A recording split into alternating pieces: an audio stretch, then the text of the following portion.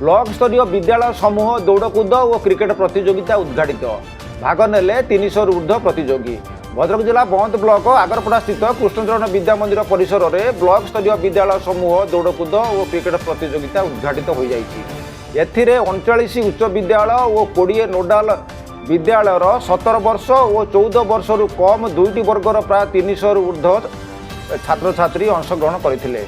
शुक्रवार दौड़कूद प्रतियोगिता अनुष्ठित होता बेले शनिवार 17 वर्ष कम बालकों मध्य क्रिकेट प्रतियोगिता अनुष्ठित हो।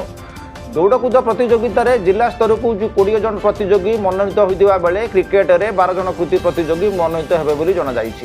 उद्घाटनी उत्सव में कृष्णचरण विद्या मंदिर प्रधान शिक्षक शरत कुमार जेना सभापतित्व करते। मुख्य अतिथि भाव आगरपड़ा स्थित सरकारी बालिका उच्च विद्यालय प्रधान शिक्षक चित्तरंजन महांती, सम्मानित अतिथि भाव ब्लॉक जोन क्रीड़ा संपादक मनोज कुमार शंकुआ जोगदे क्रीड़ा वक्तव्य प्रदान करते। शिक्षक रतिकांत पंडा अतिथि परिचय और जगन्नाथ द्विवेदी वेदपाठ और धन्यवाद अर्पण करते।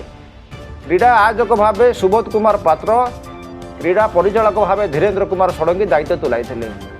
दिवसव्यापी क्रीड़ा परिचालन में शिक्षक जशवंत सिंह, उपमन्यु खुंटिया, वीरभद्र पंडा, उमाकांत जेना, बलभद्र किंकर जेना, निरंजन जेना, शंभुनाथ महांती, जन्मेंजय नायक, शेख आजहारुद्दीन, गंगाधर राउत, डलीराणी दास, संगीता कुमारी बेहेरा, विद्युतलता दास समेत समस्त क्रीड़ा शिक्षक शिक्षयित्री एवं कृष्णचरण विद्या मंदिर समस्त शिक्षक शिक्षयित्री और शिक्षाभिमुखी कर्मचारी मैंने सहयोग करथिबा देखा जायथिला। भल खबर न्यूज 24 बंद।